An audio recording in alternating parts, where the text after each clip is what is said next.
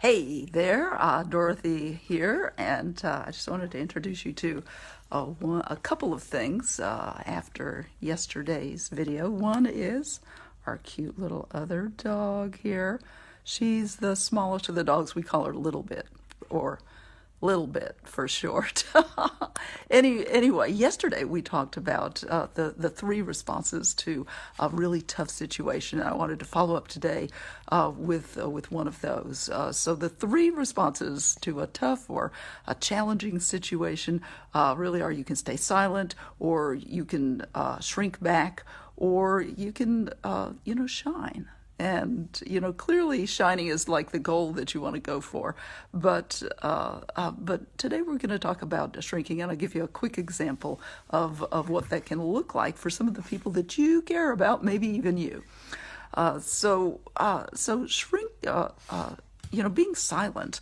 The first one is just so debilitating to you, kind of at that core level, because it makes you complicit in something that that the other person is doing that you know is not right, and just shouldn't be done, or at least it affronts you personally in a way that's just not okay for you. So you want, you'd rather say something, and the reason we are silent is that we don't know what to do in those situations. If we knew it, we would do it. So I just want to, don't worry about not knowing it. That's a totally learnable thing, and here's a way in which we can inadvertently show up as silent that's related to something really juicy that I've got for some of you, maybe for you, and maybe for the recent graduates, college graduates typically in your life. One of the ways that we show up as is entirely silent is in our resumes when we're sending those out. Even in today's full employment market, it is amazing how many resumes a single hiring manager will receive for a single post. It's hundreds of them, and that's just the magic of the internet. There's a lot of competition, and it doesn't take nearly as much to get a resume in somebody's hands. You don't have to type it out on paper, once again, and put it in the U.S. mail and wait 3 days for it to get there. It's just amazing how much volume those hiring managers and their screeners have to go for.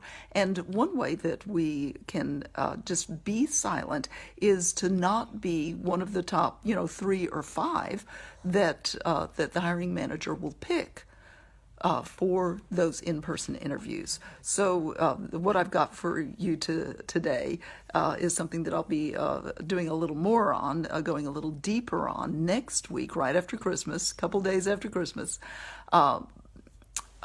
which is get the interview. And you want to write a resume that has them saying, or you want, for the people in your life who are job hunting right now, like recent graduates or people who are going to graduate in this next spring semester, you want them to be able to have, that response of, the hiring manager's response of, I want to talk with this one I want to talk with, because that first wicket is to get past the screener, and the second wicket, I'm using a wicket, it's like an old cricket kind of expression.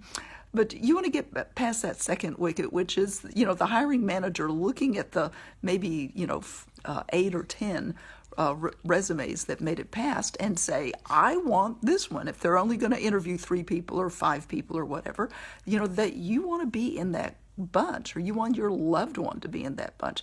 So go ahead. It's in the notes for the link to that, which is dorothykuhn.com/get-the-interview. And it's amazing what getting the interview can do for you. It gets you out of silence in 2 ways. One, the first way, that you got past those 2 wickets, and 2, you get to really shine in front, having that conversation with that hiring manager about why you're the best fit. So go ahead and grab that or share it to somebody you know, and life will get better in your world, and that's what I want for you. So Dorothy Kuhn signing off with a little bit too, and we'll see you tomorrow.